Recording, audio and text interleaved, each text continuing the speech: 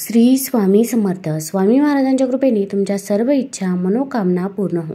उद्या आहे गुरुपौर्णिमा आणि या गुरुपौर्णिमेच्या दिवशी जर आपण काही उपाय केले, काही सेवा केल्या तर त्या खूप म्हणजे खूप प्रभावी ठरत असतात. भरपूर वेळा आपल्या आयुष्यामध्ये अनेक अडचणी, अडथळे, संकटे असतात आणि ते काही संपायचं नाव घेत नाही. एक संकट संपलं की दुसरं संकट हे हजर असतं. अशा वेळी काय करावं आणि काय नाही हे देखील सुचत नाही. तसेच मुलांची देखील पाहिजे तशी प्रगती होत नाही. घरामध्ये पैसा हा टिकत नाही आणि आला तर तो स्थिर राहत नाही. किंवा आपण मेहनत तर घेत असतो पण मेहनतीचे फळ हे आपल्याला काही मिळत नाही. मग आपले देखील मन नाराज होते. तर आपल्याला गुरुपौर्णिमेच्या दिवशी काही उपाय करायचे आहे की ज्यामुळे हे सर्व प्रश्न सुटतील व आपल्या घरामध्ये देखील पैसा येईल व माता लक्ष्मीचा वास होईल. घरामधील संकटे, अडचणी, अडथळे देखील दूर होतील. तर आपल्याला गुरुपौर्णिमेच्या दिवशी सकाळी लवकरच उठायचं आहे. अगदी तुम्ही ब्रह्ममुहूर्तावरती उठले तरी पण चालेल. या दिवशी आपण गुरूंची सेवा करणे अत्यंत महत्त्वाचे आहे. मग तुम्ही तुमच्या आईवडिलांची देखील सेवा या दिवशी करायची आहे. तसेच तुम्ही ज्या पण गुरूंना मानतात, मग स्वामी समर्थ महाराज असो, श्री गुरुदेव दत्त महाराज असो किंवा दुसरे कोणतेही गुरु असो, त्यांची पूजा आपल्याला या दिवशी करायची आहे. गुरुपौर्णिमेच्या दिवशी दत्ततत्व हे 1000 पटीने कार्यरत असतं. त्यामुळे आपण या दिवशी जे काही उपाय करू, जी काही सेवा करू ती फायदेशीर ठरत असते. तर या दिवशी आपल्याला स्वामी महाराजांना अभिषेक करायचा आहे. आपण प्रथम शुद्ध जलाने, त्यानंतर पंचामृताने अभिषेक करायचा आहे. स्वामींची मूर्ती स्वच्छ पुसून घ्यायची आहे. स्वामींना या दिवशी आपण नवीन वस्त्र परिधान करायचे आहे. मग तुम्ही पिवळ्या रंगाचे वस्त्र देखील परिधान करू शकता. तसेच स्वामींना तुम्ही अष्टगंध, चंदन लावायचं आहे. त्यांच्या आवडीचं हिना अत्तर देखील तुम्ही त्यांना लावावं. तसेच तुम्ही या दिवशी स्वामी चरित्र सारामृत पठण करू शकता. तसेच तारक मंत्र म्हणू शकता. तसेच आपल्याला या दिवशी स्वामी समर्थ महाराजांचा 11 माळी जप हा करायचाच आहे. तर आपल्याला या गुरुपौर्णिमेच्या दिवशी अंघोळीच्या पाण्यामध्ये काही वस्तू टाकायच्या आहे की ज्यामुळे आपली संकटे ही नक्कीच दूर होतील व आपल्याला पितरांचा आशीर्वाद देखील मिळेल. तर कोणत्या वस्तू टाकाव्यात हे जाणून घेण्या अगोदर तुम्ही चॅनलवरती नवीन असाल तर चॅनलला लाईक करा आणि सबस्क्राईब देखील करा. कमेंटमध्ये श्री स्वामी समर्थ किंवा श्री गुरुदेव दत्त लिहायला विसरू नका. आता गुरुपौर्णिमेचा दिवस म्हणजे आपण सकाळी लवकरच उठायचं आहे. त्यानंतर जेव्हा आपण अंघोळीला जात असतो तेव्हा आपल्याला काही वस्तू घ्यायच्या आहे. तर ते म्हणजे काळे तीळ. पहिल्यांदा आपण काळे तीळ घ्यायचे आहे. तसेच थोडंसं कच्चं दूध देखील घ्यायचं आहे.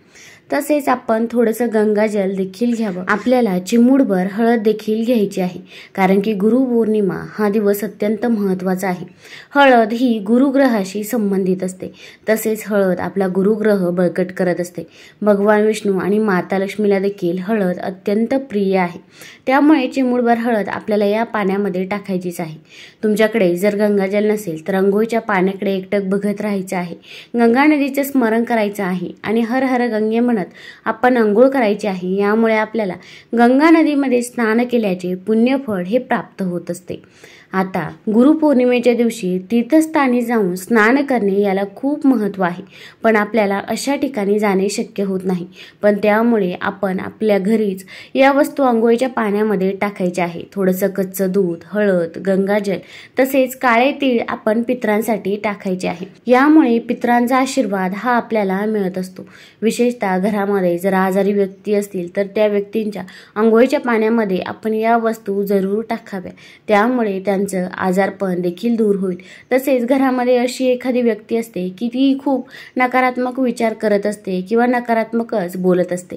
तर त्या व्यक्तीचे जे काही नकारात्मक विचार आहेत ते दूर होण्यासाठी, तिचं मन हे सकारात्मक होण्यासाठी आपण त्या व्यक्तीच्या अंघोळीच्या पाण्यामध्ये देखील या वस्तू जरूर टाकायच्याच आहे.